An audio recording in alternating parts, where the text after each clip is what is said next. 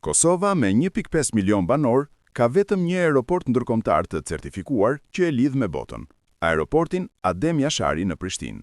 Pak e din se brenda territorit të saj fshihen edhe 12 fusha ose pista ajrore të regjistruara si kategori e veçantë e aerodromeve në komuna të ndryshme. Këto hapësira janë ndërtuar kryesisht mbi toka bujqësore dhe shtrihen në komunat Drenas, Skenderaj, Rahovec, Malishev, Prizren, Suharek, Ferizaj, Gjilan, Istog, Podujev dhe 2 në Klin. Ato nuk janë aeroporte komerciale dhe zakonisht nuk pranojnë fluturime komerciale. Edhe pse para luftës së viteve 1998-1999 kishin funksion të qartë bujqësor, si spërkatje e tokave, sot gjendja e tyre është krejt ndryshe. Disa janë mbuluar nga mbeturinat, disa janë privatizuar e disa përdoren nga autoshkollat. Karakteristike përbashkët e tyre është madhësia e pistës, zakonisht 450 metra gjatësi dhe 18 metra gjerësi. Një dokument i publikuar nga Autoriteti i Aviacionit Civil të Kosovës, AAC, në vitin 2015, konfirmon ekzistencën e këtyre fushave, por thekson se ato nuk kanë status formal regjistrimi apo autorizimi për operime ajrore, duke shërbire vetëm për të pasqyruar gjendjen e tyre infrastrukturore. Historiku i fushave ajrore. Fusha ajrore është një zonë e caktuar mbi tokë, i cila përdoret plotësisht apo pjesërisht për aterim, nisje dhe lëvizje të mjeteve ajrore. Në Kosovë, këto fusha apo pista u ndërtuan në vitet 70 dhe 80 nga ish-ndërmarrja shoqërore Agro Kosova për spërkatjen e tokave bujqësore. Shtrirja e tyre ishte planifikuar për të mbuluar të gjitha rajonet e vendit.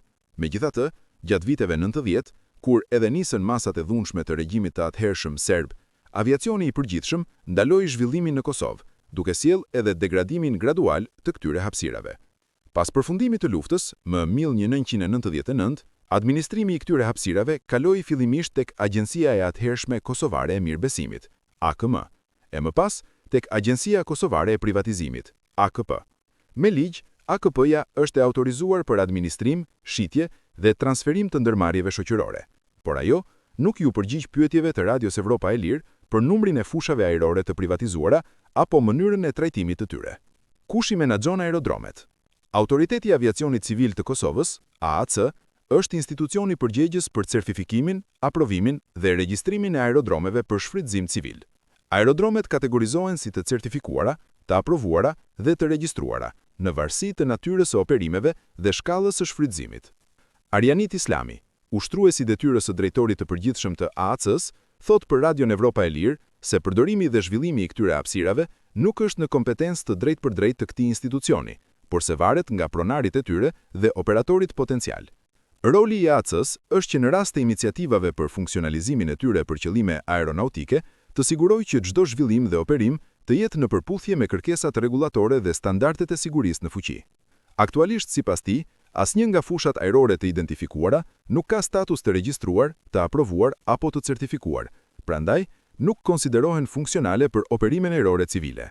Megjithatë, thekson se disa prej këtyre hapësirave mund të përdoren për aktivitete ajrore pas vlerësimit nga inspektorët e institucionit dhe në përmbushje së kërkesave përkatëse, rregullatore.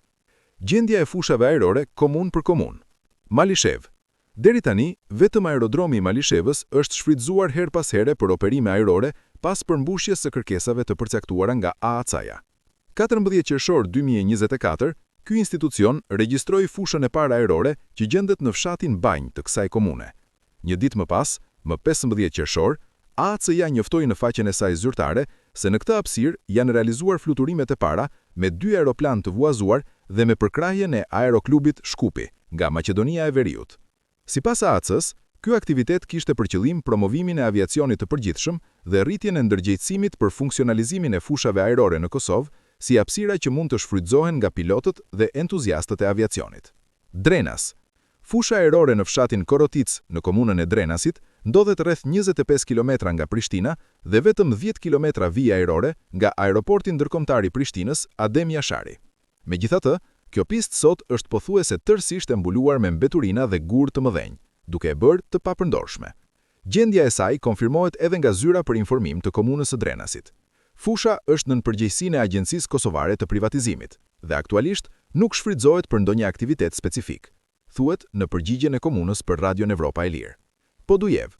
Fusha ajrore në Dumosh të Podujevës është marrë në administrim nga institucionet qendrore të Kosovës, përkatësisht nga Ministria e Mbrojtjes dhe Forca e Sigurisë së Kosovës. Kështu bëri të ditur për Radion Evropa e Lirë, zyra për informim të komunës së Podujevës.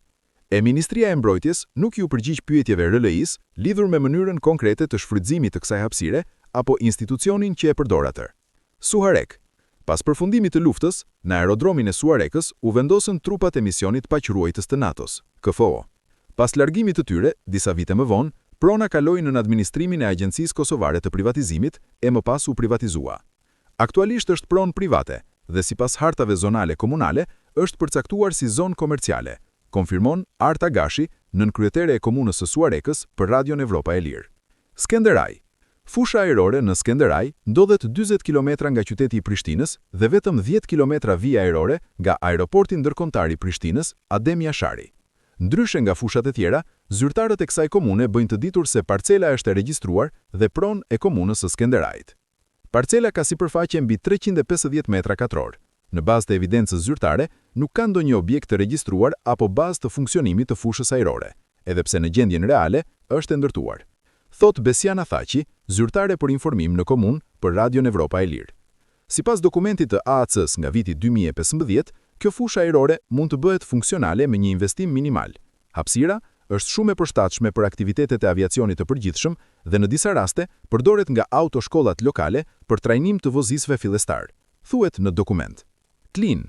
Në territorin e komunës së Klinës ekzistojnë 2 hapësira identifikuara si fusha ajrore, njërën në fshatin Jashanicë dhe tjetrën në Krushev.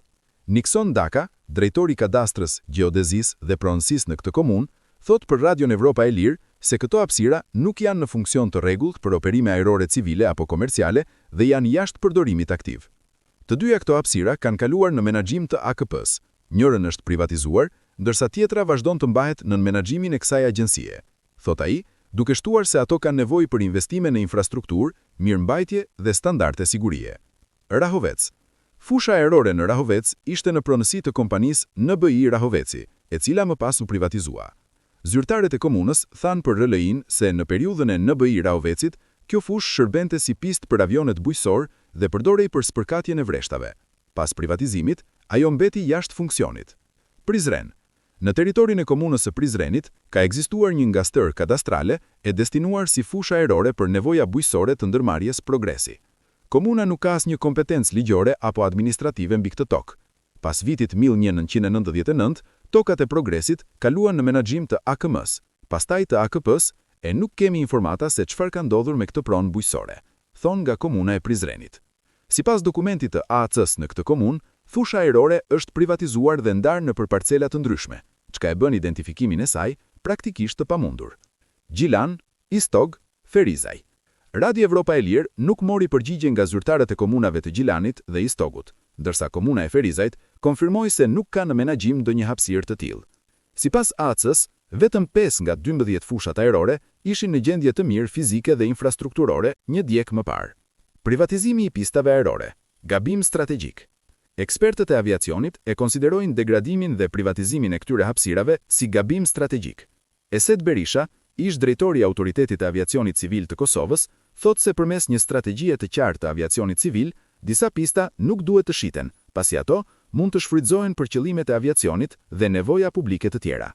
Këto hapësira mund të shfrytëzohen për shembull për shkollimin e pilotëve dhe zhvillimin e kuadreve të reja në aviacion, por nëse është ndryshuar destinimi, shteti ka humbur kontrollin dhe mundësinë për t'i përdorur për këto qëllime, thot ai për Radion Evropa e Lirë. Ngjashëm vlerëson edhe Afrim Aziri, ish drejtor në aeroportin ndërkombëtar të Prishtinës, i cili thekson se mungesa e planifikimit afatgjat ka rezultuar me humbjen e potencialit të këtyre hapësirave për zhvillimin e aviacionit. Këto hapësira mund të shfrytëzohen për fluturime akrobatike dhe sportive, për hapjen e shkollave të fluturimit, ku kostoja e trajnimit të pilotëve të rinj do të ishte më e ulët, si dhe për trajnim dhe shkollim profesional për pilotimin e dronëve, thot Aziri për Radion Evropa e Lirë. Islami i AAC-s thekson se zhvillimi i infrastrukturës së aviacionit civil, përfshirë aerodromet e vogla, është pjesë e politikave qeveritare dhe planifikimit institucional, dhe jo kompetencë e drejt për drejt të AAC-s.